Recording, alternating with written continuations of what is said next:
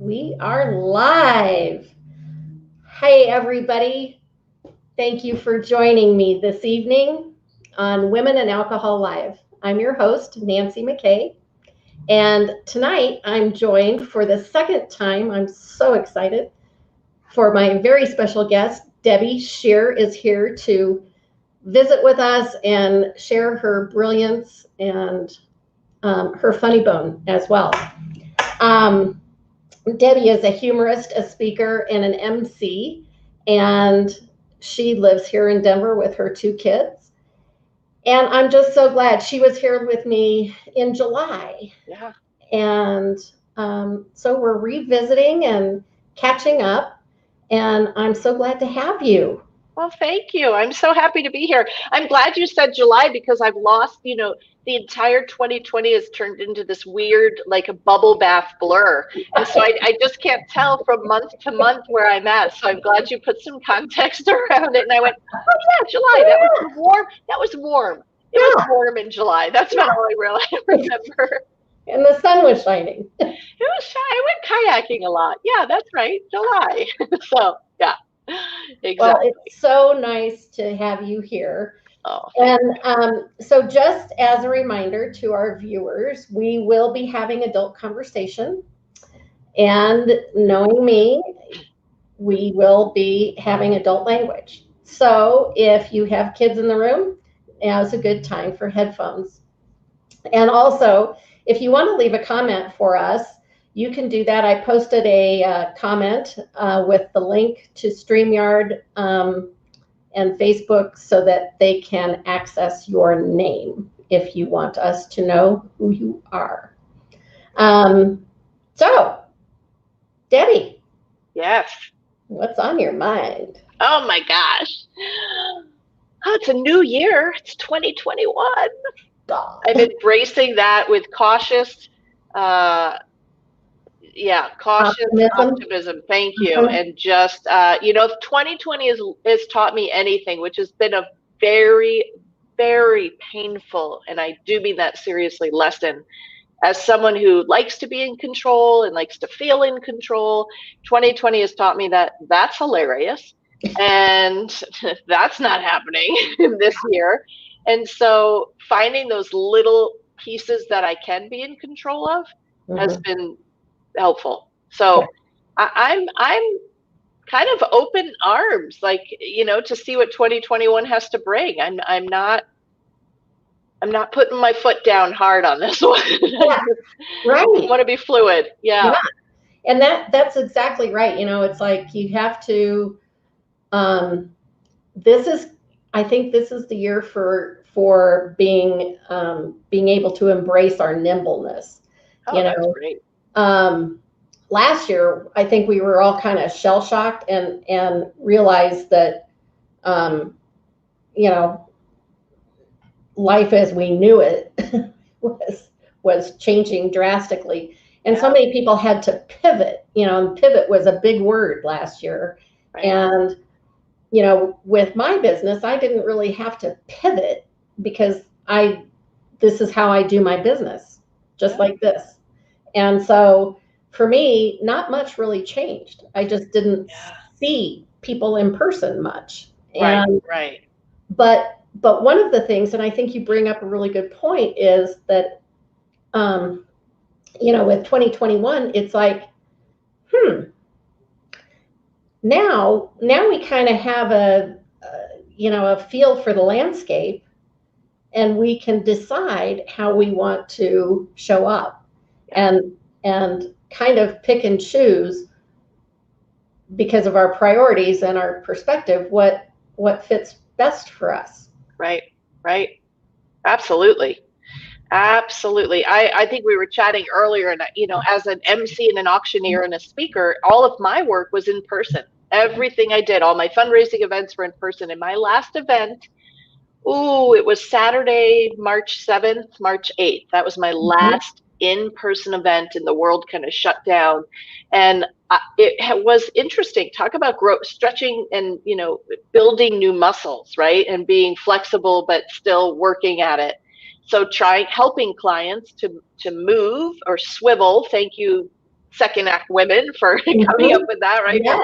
Swivel to this virtual platform has been really joyful. It's been really wonderful to help the nonprofits and the organizations that I work with, because it's been a tremendously scary time. Not only at an individual level, but nonprofits and the communities they serve.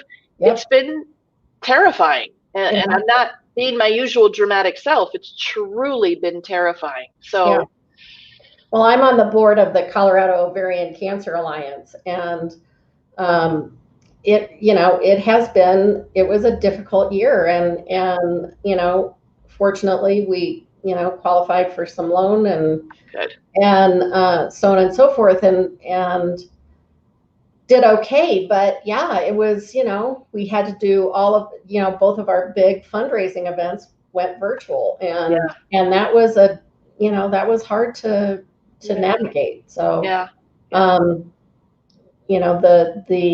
our executive director and what little staff we had left did a tremendous job. And so it's what you're doing. Your work is critically important. So thank you. Thank you. And it is one of those things. I mean, my work is, and the reason why I use humor in my work is to help connect, right? It's all about connection. Absolutely. That's what we've learned. It's all about connection and using humor appropriately to, humor's kind of like the lube that lubes the connection gears. And so when you're doing a virtual event, connection is even more important than it is in person. And there are so many reasons why, but so it's been great to figure that out, right? How do we connect with each other virtually when we can't just see each other and reach out and, Right. So and I think one of the other things is everybody probably has Zoom fatigue. So, getting people to attend a virtual event, if they've been in virtual meetings all day long, it's hard.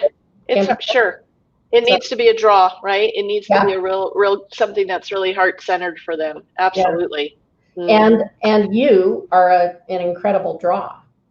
Thank you. I appreciate that. You have an incredible reputation in Denver and most likely around the country, and I'm sure that a lot of people join in these events because you're involved. So I appreciate that. Thank you, Nancy. Yeah. So what else is going on? What else is on your mind? Well, to all the parents out there, my children, one of my kiddos went back to school in person on Monday. That's a big hoorah. If this had happened a few years ago, I would have celebrated with a big healthy pour of Tito's vodka and probably continued that throughout the day. And so that didn't happen, which was good. I was able to actually work and get stuff done. And so that's been a big, okay, let's see how this goes. We're making progress. We're moving in a good direction. And then my middle schooler hopefully will be going back in person early February. So we'll see. So that's been big. Yeah. And how has that affected your business and your sanity and having them here? So it's interesting. I don't know if I told you this story. I'm lucky enough to work from home, and so that was great for 8 minutes. And when the first day that we started remote learning, I was so delusional. I honestly thought, and I think I shared this with the people, I thought this is going to be great. We all have our laptops and we're set up around the table and we're going to work for 6 hours and then we're going to close them up and really take that break, and we're going to cook dinner together, which we don't do on the regular. So I'm not sure why I thought this was going to happen. We're going to cook dinner together and we're going to it's going to be so much bonding. And what happened was 4 minutes in, my teenager said quite clearly, "Don't talk to me." And he kind of marched upstairs and I never saw him again. It was like, that was March. And, he comes down every now and then for, burritos, but that's it. And then my then 9-year-old just tried it, really gave it a good try, and then got up and walked outside, and it was a beautiful sunny day, and he just laid down on the dog bed and he slept for 4 hours. And I thought, this is not, that was the first clue that I had to let go of some expectation because I was like, what I had planned. So this is not, and it just spiraled out of control from there. That's all I'm going to say. But it's for me in my profession and what I do and what I've created is, I have to find those little humor nuggets. Otherwise, I would have not come out of this in a healthy way. Yeah. So, yeah. Well, and our coping mechanisms have been put to the test. Yes. Yes. And so since we're not drinking, what's one of your favorite coping tools? Well, I am very much an outdoor person. Mm-hmm. And I decided in April, along with 62 million other people in the country, that I would buy a kayak. And that really, I have to say, throughout the summer and even in the fall, because I would go when it was pretty cold and just bundle up. That was really my therapy, my nature therapy that helped me. I also am a really big supporter of CBD. And so I use CBD drops. I have for a long time. I use CBD for back pain. I believe in it. I know it works for me. And that's been helpful, tremendously helpful, just for that anxiety that naturally, starts to take over, where I would normally reach for something, and that is not an option. And then, I also meditate. I've meditated, faithfully for 5 years. I do transcendental meditation, which is twice a day for 20 minutes. And that's just another way to try and stay, because really from March on, it's our noses were here and the water was here. And sometimes it was here. Right. It was here on occasion, but I never felt like I was fully swimming in Olympic, distance and doing it well. So, right. Yeah. Right. Well, it takes what it takes. And, I probably turned to sugar a little bit more than I should have. Oh. And, but I have really gotten into a nice routine every morning of doing some reading and looking at some, really cool oracle type cards, and, just really kind of sinking into that and doing some journaling and so on and so forth. And that surprisingly is incredibly helpful, and I feel like I kind of have gotten through this fairly unscathed. No, that's great. That's great. And that sugar, I just want to talk about that sugar. Yeah. I don't know if I told you this, but many of my friends who have quit drinking, share that they lose quite a bit of weight. And I was the exact opposite. And I mean, I gained about 15 pounds or so. And I finally realized, oh crap, it's the sugar. Of course, it's now what I'm craving, right? Like I took away the wine, I took away the vodka and all the other things. And so now my body's like, whoa, we're still going to get that, just in a different way. And it was just nonstop. And so, Megan Conter and her hubby, Nate, fabulous people. And they've been doing a sugar cleanse every January. I think they've done it for quite a few years. And last year I did it. And it was only 40 days. I shouldn't say only. It was 40 days. And 40 days is no joke when you love sugar. Yeah. And I did it, and I felt so good last year that I continued it through March, and then COVID hit. And I, of course, said to myself, did my little brain talk, of course you need to eat that dark chocolate and sea salt. Look what's going on in the world. And then that just spiraled. I did just start this new year off, and I'm in the middle of a sugar cleanse, and we'll see how it goes. Good for you. Good for you. Yeah. Years ago, well, in 2014, I decided that I was going to give paleo a good try. And I really liked it. And I was able to give up sugar. I think they tell you that you can have 10 grams of sugar every day. And I did it, and it was not nearly as painful as I thought it was going to be. Yeah. And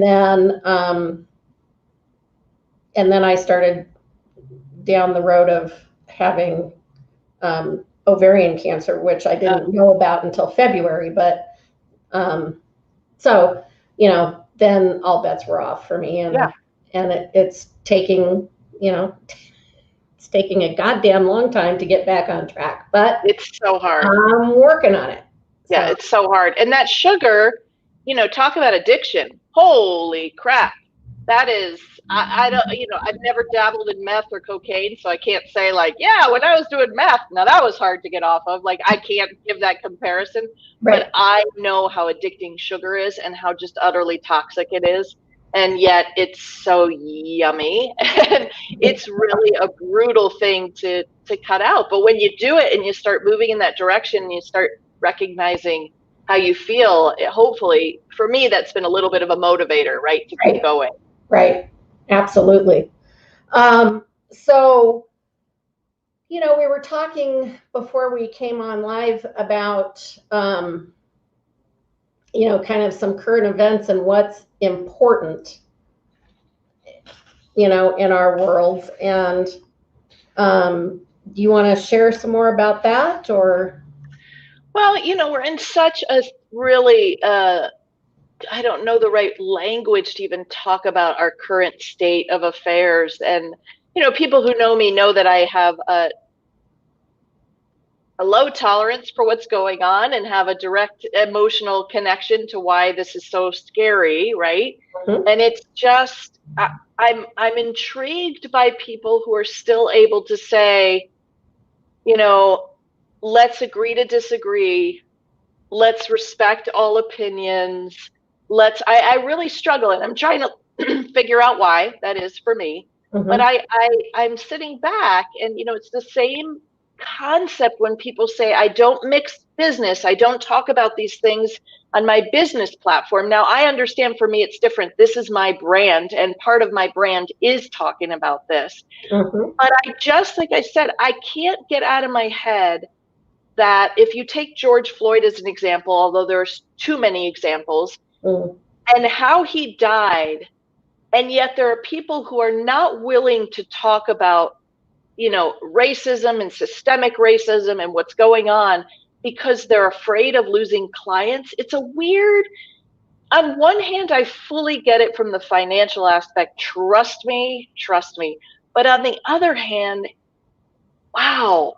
And so that's part of the stuff that I have to look at for myself, right? Like, why is that so hard for me? And, how am I not showing up fully? Because as white women, I'm going to say it, we need to show up a hell of a lot better than we are. Oh, you're damn right we do. I'm included in that because I'm a white woman. So in no point am I saying I'm here and other white women. I'm saying we, a collective. Yeah. And so it's going to take moving this through personal life, professional life, all aspects of our life. Otherwise, why are we here? How do you go about your day and see what's happening and not have something to say? How do you bottle it and only say it to your partner, at 7 p.m. or I don't. Exactly. That's a toughie. Yeah. I think it is difficult when people try to keep things separate, and I have been reasonably vocal about my beliefs and my values and how I feel about things. And, it's just, I'm not going to, I'm not going to bend my values in order to obtain clients. I guess is kind of where I'm going with that. So, yeah. And I may regret saying that, but. And it's not a political affiliation to me. It's not like I'm a Dem or a liberal or whatever, Republican. That's not it. It's that historically speaking, and today, Black people are being murdered for the color of their skin, only because of the color. That's not how do you not speak out about that? That's my, right? That's my struggle. Yeah. And it's hard because we talked about you will lose things, you will lose people, you will lose business, you will lose friendships. And yeah, that is hard. That is very, I don't think that's easy. No, it is difficult. And, that's one of the things that we also faced when we quit drinking was, we had both of us experienced friendships either moving away completely or moving into a very different, neighborhood, so to speak. I mean, it's like, I still am in contact with some of the people that we used to drink with, um, but we don't see them on the regular like we used to. And, and that's okay. I make them uncomfortable. That's all right. Have they said that? I'm very curious about this because I feel a lot of what you're saying. But you feel that. You feel it. I feel that I make them uncomfortable. They don't make me uncomfortable. It doesn't bother me. But I think that typically, and I've heard other people talk about this, is if someone in your group that drinks like you do gets sober, then, and they get sober because they acknowledge that there was a problem, they're not just getting sober for the fun of it, right? Then it makes you, have to look at your own drinking, and that's where people get uncomfortable. Because, I would venture to say that the people that, we used to party with didn't think I drank any more than they did. So, what does that say about me? That sort of thing, and by the same token, you can't throw everybody into the same pool, right?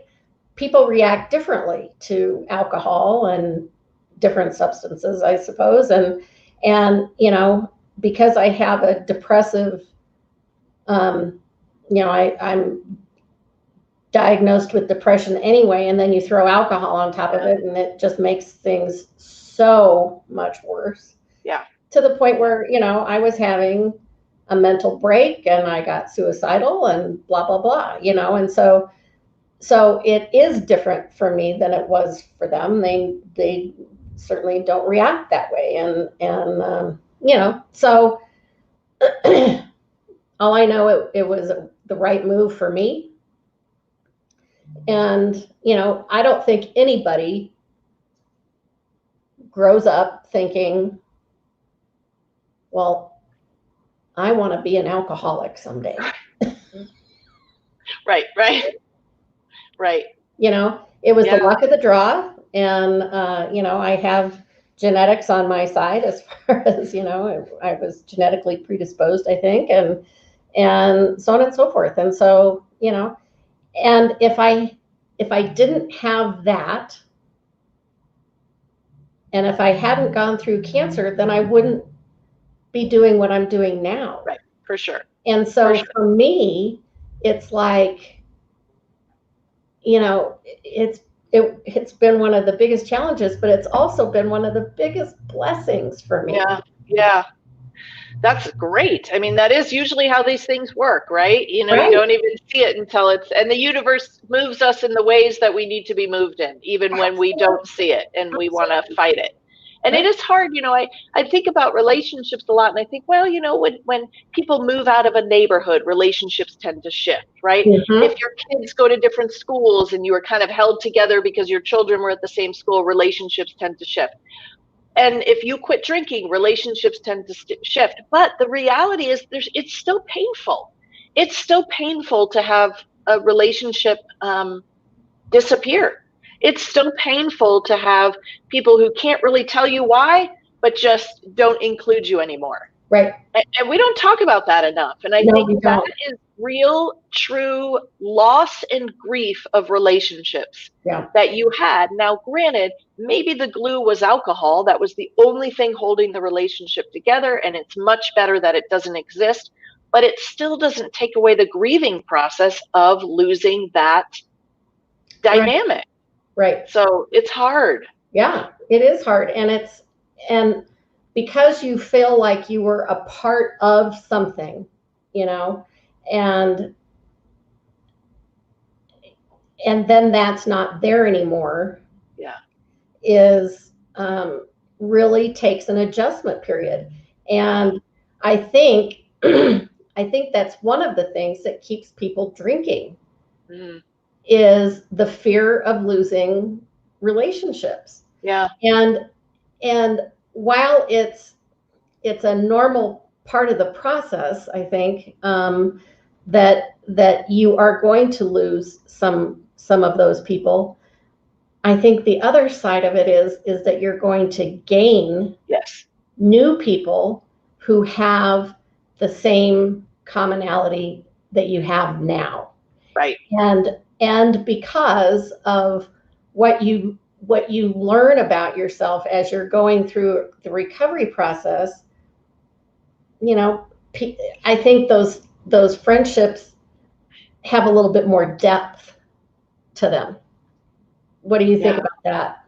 I do. I agree with you. In fact, I will say I think it's a little tricky because the older I get, the harder it is to make friends. It just is. It's very easy to make acquaintances. It's very easy, especially in the world of social media, right? Where you see people and you maybe see, and I mean, we're not moving around freely yet, but that part's easy. But it is. I feel the older I get, I'm 53, the harder it is to make those really deep friendships. And so I have a girlfriend who she got sober before I did, and I didn't know she was sober.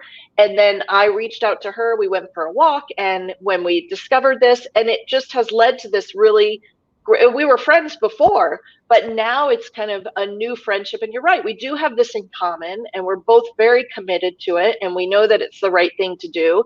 It's not the only thing we talk about, which sometimes people think all sober people talk about is sobriety. That's another thing I want to touch on. Yeah. But it is very, it feels great and authentic and yummy to be able to have really good friendships with people who are sober, because while my experience is different from hers or for yours, we do have something in common. And we do understand, while there are our own unique challenges, we understand that. Yeah. So it's hard. And it is, and it's great. It's hard and it's great. I'll say that. Yeah. And it is interesting. I do think I can only speak for my experience. I've done some posts and people have commented, and I respect this, that it feels like people who get sober, that's all they talk about, and they kind of feel up here and better than, and why do you need to go there? And I hear that, and I honor that and respect that.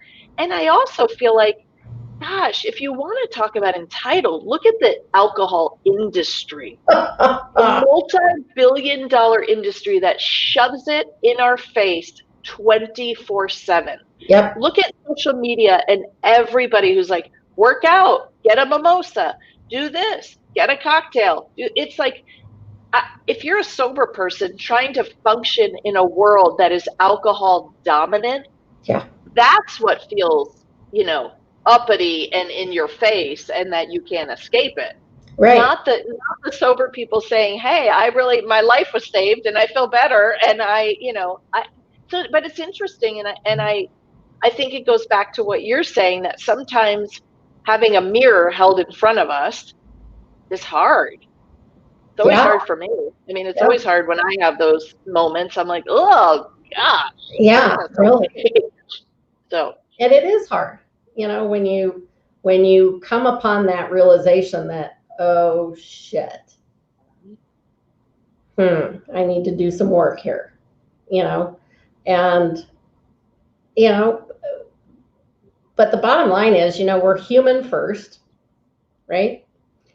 And we all have feelings, and we all have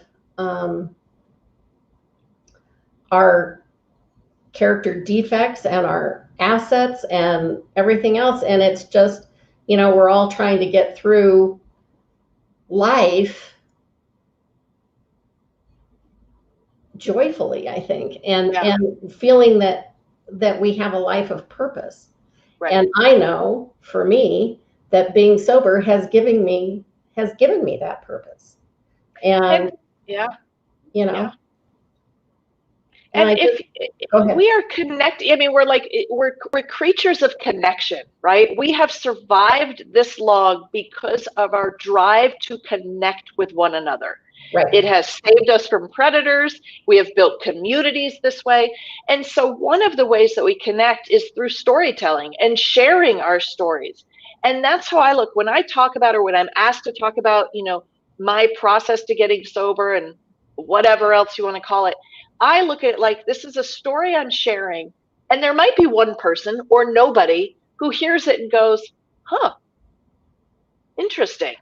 I might scratch the surface and dig a little bit deeper. Mm-hmm. And this has happened to me. I was part of a storytelling series for mental health. It was mental health awareness. And I told a story about my anxiety and kind of mild depression. And a gentleman approached me afterwards, he and his wife, and he was very emotional. And I told this part that I kind of make fun of about myself, my fear of wind. I don't like the wind at all. And last night, if you live in Denver, Colorado, oh God, was brutal. And it was terrifying. And I have some friends who are also afraid of the wind. I slept 90 minutes last night. Yeah. And so I was telling this story at this show about how, my fear, and it might not be valid, but it's still a fear that a tree will come down, crash through the roof, and land on my children. It's a real fear that I have. Well, he came up and he was so emotional, and his wife said, nobody else has shared that fear that he has. Mm-hmm. And I thought, wow. And so that is the moment that this is the connection, and we're all just trying to feel okay. And if somebody shares a story about sobriety and somebody else connects to it and then can live for them a healthier path. Absolutely. Why wouldn't we encourage that? Right. Why right? That's the best thing you can offer someone. Right. Is helping them not feel so alone. Right? Exactly. Oh, there's somebody else feels the same way. I'm not weird. I'm not crazy. I'm not, whatever. Yeah. Someone else feels the same way I do. Yeah. Yeah. And that's so important. That connection thing. Absolutely. Absolutely. Yeah. All right, Debbie. So I've had your website scrolling across the screen. So Thank you. Really know how to get a hold of you. But is there anything, I think you mentioned something about a newsletter. Yes. Oh, thank you, Nancy. So in the past, I've done a weekly little humor read. It probably takes people 45 seconds to read. And we're kind of expanding that into more of a newsletter that won't come out weekly, but it might be every 2 weeks, maybe once a month. And it's going to still have the funny, because that's so important for humans right now to laugh. It's also going to talk about the work I do with connection and appropriate humor, and especially in the world of fundraising. And if you're hosting a virtual anything, connection is huge. And really, there will be an element about how we, specifically as white women, but white humans, how can we do the work to continue to show up as better people? And so, you know what? That might not work for a lot of people. That's okay. But I have a lot of podcasts that I love, and books and links and articles. And so people can peruse if it works for them and as they feel they want to. So if you go to my website, which is being kind of massaged right now, but you can subscribe, and then and I'll put a big blast once we're ready to release that. Yeah, I am so excited for that. Thank you. Because I appreciate that. And especially about the connection and the work that us white women need to do. So I appreciate that. And so it's come to the time of the show that I like to ask a few rapid fire questions. Oh, gosh, Nancy. Okay. So you probably remember these from last time, but it could be, now that the seasons have changed, maybe things are a little different. Sure. What's your favorite food? Oh, my favorite food has always been, and it's very specific. It's gluten-free pizza with sheep cheese. And then I have a very specific topping structure that I do. And I love it. And I make it at home. And pizza. If I could eat only one item for the rest of my life, it would be pizza. Okay. What are you reading? Ooh, I am reading so much right now, and it's this kind of, and that stresses me out a little bit, but I am reading, I actually have a new book. It's called Racism Without Racist. I'm also, which is, it's proving to be quite good. I've been reading, I'm doing some workshops with a friend to help nonprofits and their board members. So I'm reading some work on board development. I'm reading some work on sobriety. I'm reading some stuff on humor. Yeah. Cool. Kelly, of course, Kelly loves pizza. I know Kelly and I we are so overdue for a pizza date. So, all right, Kelly, you said it. So it's happening now. Awesome. That's great. Yeah. And what's your favorite curse word? I know you asked me this last time, and now I know my children are, not that they haven't heard this 100 times since the quarantine. Oh, Mom said a curse word. I'm really enjoying the word fuckery. Oh, and I'm using it. It's almost like I'm using it as an ingredient in a recipe that I'm making, right? So I've kind of been embracing that word right now, and not using it with my children, but using it every other opportunity I can where it's appropriate. So fuckery. That is one of my favorites, and one of my coaches uses that term frequently. Like, what fuckery are we up to today? Sort of thing. Yeah. It's just exactly. I absolutely adore it. So it's a great word. It is a great word. Kelly just asked if it had to be gluten-free, and so Kelly knows that I'm gluten-free. And I want to tell you, Kelly, that Marco's Coal-Fired Pizza, downtown Denver, I'd have to find the cross streets, has the best gluten-free pizza in the entire country, and I stand by that. In fact, they have the pizza that I love and I build. Unfortunately, because when you do add-ons on gluten-free pizza, your bill's like $62 for a pizza. So I'm like, okay, I'll only be here twice a year, but so I make it at home. But yes, so it's all good. Yeah. Pizza factory. Exactly, absolutely. Exactly. We're gonna do it. That's priceless. So, okay, well, I'm going to put up a little thing to have ladies join me in my Facebook group, Women and Alcohol, and you can find me there. And I think I've had my ticker, but I'll switch that over. So Nancy at Amazing Outlook Coaching is my email, and I'd love for anyone to reach out if you have any questions or comments or anything. I'm so glad you joined me. Oh, thank you. It was lovely. I love getting to hang out with you. I feel like we're almost in the same space where we're kind of chatting with each other. So this is the next best thing. And I'm so looking forward to when we're able to move about freely and we can go hang out in a safe, socially distanced patio setting and continue the conversation. Oh, me too. And by the way, I have been meaning to ask you about the Groovy Prosecco. You tried it?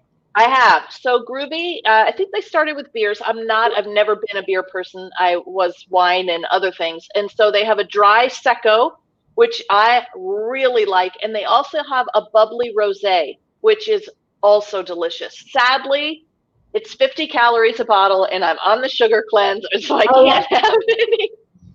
But I know where it is and I look at it and I'm like, oh, baby, just you wait once mama is ready to come back. So, and it's delightful and I love it. And I love that things have changed and we can go out and not say, I'd like a soda water with lime or I'll just have water.